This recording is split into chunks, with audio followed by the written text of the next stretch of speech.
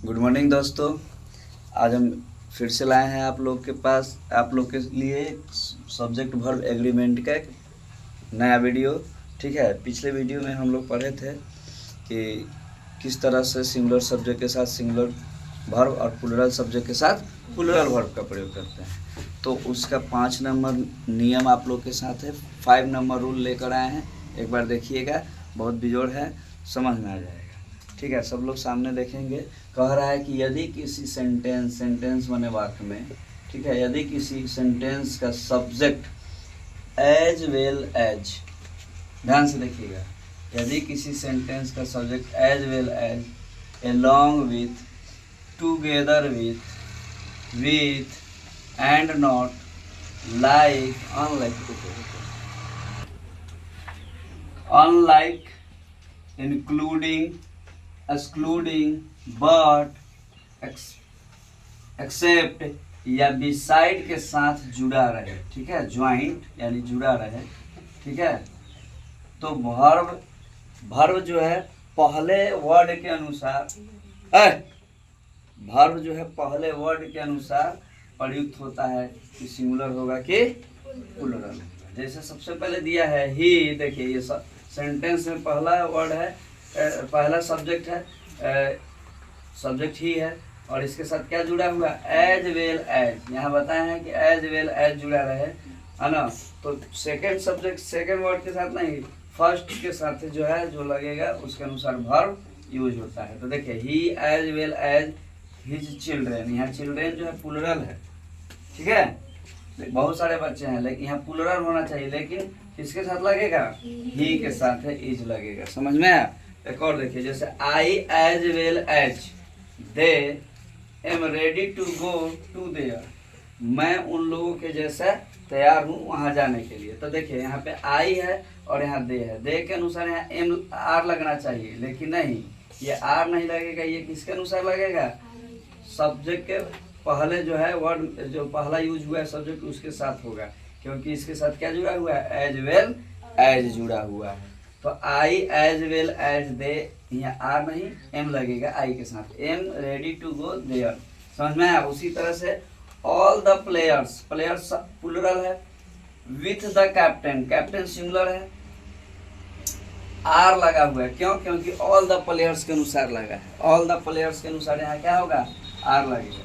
तो all the players with the captain are present in the ground.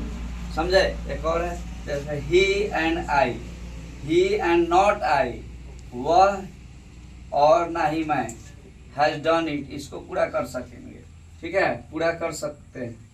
तो यहाँ आई जो है, आई के अनुसार यहाँ हैव होना चाहिए, लेकिन यहाँ आई के अनुसार नहीं होगा, किसके अनुसार होगा, ही के अनुसार होगा। समझे कि नहीं समझे। यही है सब्जेक्ट वर्ब एग्रीमेंट। इसके बाद एक और है, नेक्स्ट चलते हैं, फिलहाल इसको नोट कीजिए। ठीक है,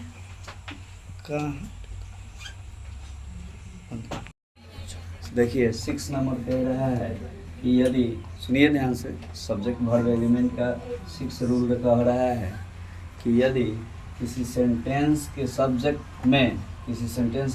में प्रयुक्त हो रहे दो या दो से अधिक नाउन या प्रोनाउन रहे, दो या दो से अधिक नाउन या प्रोनाउन रहे एगो सेंटेंस में, और वह क्या चीज़ से, और, नॉट, या आइदर डॉट डॉट और, या नाइदर डॉट डॉट नॉर से अलग किया जाए, तो उस वर्ब का जो प्रयोग होगा, सबसे नज़दीक वाले जो नाउन होंगे या प्रोनाउन होंगे उसी के साथ वर्ब का प्रयोग होगा। ठीक है, उसी के अनुसार वर्ब का प्रयोग होगा जो सबसे नज़दीक के नाउन या प्रोनाउन होंगे। ठीक ना। क्यों, कब, जब और, नॉर या आइदर और नाइदर नॉर के साथ अलग किए जा रहे होंगे। ठीक है, जैसे एग्जांपल में देखिए दिया हुआ है, आइदर यू और ही, या तो तुम या तो वह, इज गिल्टी, है ना, या तो तुम या वह क्या है, दोषी है। लेकिन यहाँ पे वर्ब जो प्रयोग हुआ है किसके साथ लगा है, ही के साथ है, क्योंकि इसके नजदीक में कौन है, ही है। उसी तरह से नाइदर ही नॉर आई के साथ एम, आई एम गिल्टी, ना तो वह और ना ही मैं दोषी हूँ। तो यहाँ पे देखिए, यहाँ दोनों जगह जो है आइदर नॉर और आइदर और या नाइदर नॉर के साथ अलग हो रहा है। तो वर्ब का प्रयोग जो है किसके साथ हो रहा है, सब्जेक्ट, और सब्जेक्ट में कौन है, जो नज़दीक में है उसके साथ प्रयोग हो रहा है। तो आई नज़दीक में है इसलिए आई के साथ क्या लगा है, एम लगा है। उसी तरह से आगे आर यू और ही टू ब्लेम। देखिए अब यह इंट्रोगेटिव सेंटेंस है, इसलिए यहाँ पे यू के साथ है आर का प्रयोग हुआ है, ठीक है, न कि ही के साथ है, ठीक ना। उसी तरह से आगे दिया है यू और ही इज टू ब्लेम, या तुम या वह टू ब्लेम, ठीक है। यू और ही इज टू ब्लेम, तो यहाँ ही जो है नज़दीक में है वर्ब के साथ, इसलिए ही के अनुसार यहाँ इज लगा है, ना कि आर लगा है। यहाँ आर नहीं लगेगा, इज लगेगा, क्योंकि इसके नज़दीक में कौन है, ही। तो आज इतना ही रहने देते हैं, ठीक है, नोट कीजिए।